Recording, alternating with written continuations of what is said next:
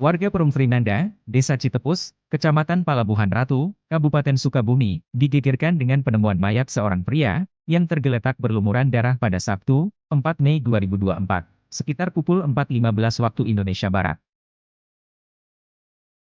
Berdasarkan informasi, mayat tersebut diketahui bernama Cece alias Anjo Sutarjo, 55 tahun, warga Kampung Ciherang, Kecamatan Cikotok, Kabupaten Lebak, Banten. Ketua RW setempat, Adi Ginanjar mengatakan, peristiwa itu pertama kali diketahui oleh seorang warga sekitar, yang terkejut oleh suara teriakan orang kesakitan sekitar pukul 3.40 waktu Indonesia Barat. Adi mendapatkan laporan tersebut sekitar pukul 4 waktu Indonesia Barat, dan langsung bergerak menuju tempat kejadian perkara bersama warga setempat. Cuman ada teriakan histeris dari tetangga sebelah, warga sebelah. Ada laporan ke saya. Katanya ada yang berantem atau ada jeritan di situ kesakitan. Nah, baru ngecek yang punya rumah sebelah itu panggil ke saya, begitu ngecek ke sini itu udah ada korban di dalam.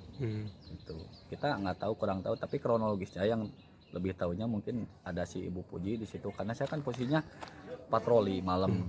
Begitu saya ke sini itu masih aman gitu, nggak terdengar apa-apa sekitar jam 3 itu.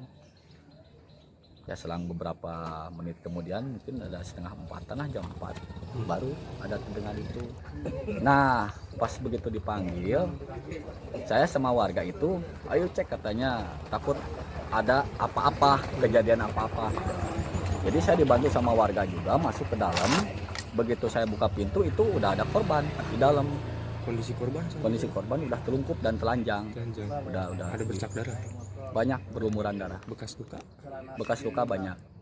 bisa digambarkan Pak seperti apa? Kalau bekas lukanya saya tidak terlalu melihat gitu ya. Jadi kita juga nggak mau ini langsung tindakan saya begitu melihat ada korban itu langsung saya ke Polres setempat. Selang beberapa jam, Satreskrim Polres Sukabumi berhasil menangkap terduga pelaku penganiayaan atau pembunuhan terhadap korban Anjo Sutarjo alias Cecelu tersebut. Kasat Reskrim Polres Sukabumi, AKP Ali Jupri menjelaskan, awalnya pelaku berinisial A, 20 tahun, mendatangi korban dengan niat mencari kerja. Pelaku juga sudah saling mengenal dengan korban. Korban, lanjut Ali, kemudian mengajak pelaku ke rumah majikannya. Saat berada di rumah, korban ingin melakukan aksi tak senonoh terhadap pelaku, namun pelaku menolak sehingga terjadi keributan. Jadi awalnya pelaku ada kontak dengan korban. Kalau pelaku ini ingin mencari kerja, dia sebelumnya kerja di salon di daerah Banten. Dia karena sedang nggak bekerja, lagi kesal, dia tanya sama pelaku, karena korban tanya sama korban karena korban ini pernah main ke tempat salonnya pelaku bekerja. Setelah dia kontak, ya sudah datang ke sini karena pelaku ini tidak punya uang, minta uang dikirim dan ditransfer dana oleh korban 100.000.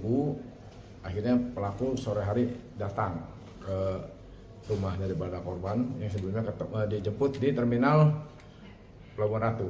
Setelah dijemput, pelaku diajak makan, terus sore hari pelaku dibawa ke rumahnya korban. Sekira pukul 3 pagi, korban sudah tidak menggunakan baju sama sekali, langsung memeluk pelaku yang niatnya korban ingin mensodomi daripada pelaku dengan membawa pisau. Pelaku ditodong, ayo main. Nah, karena pelaku ini tidak mau dan tidak pernah melakukan peristiwa tersebut, pelaku menolak. Karena menolak, pelaku malah todong, dibalikan, pelaku marah langsung ditusuk di bagian leher korban. Setelah itu korban masih melakukan perlawanan, yang terjadi duel, ditusuk lagi, dan akhirnya korban terjatuh bersimbah darah. Pelaku sempat ketemu warga yang warga sendiri ngecek ada apa.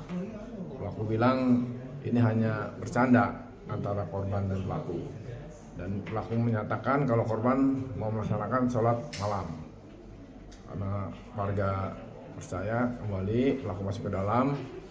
Pelaku akhirnya mempersiapkan diri lewat tangga dan melarikan diri. Nggak lama langsung warga mendatangi rumah korban dan korban sudah bersimbah darah. Oke, ditangkapnya di mana itu kabarnya? Jadi pelaku itu sempat jalan kaki dari rumah korban keluar sampai lewat Polres juga. Dia jalan kaki termenung dalam langgar atau musola. Setelah itu dia jalan kaki ke lampu merah ketemu bis MGI. Karena itu uang yang daripada korban dikasih masih ada sisa.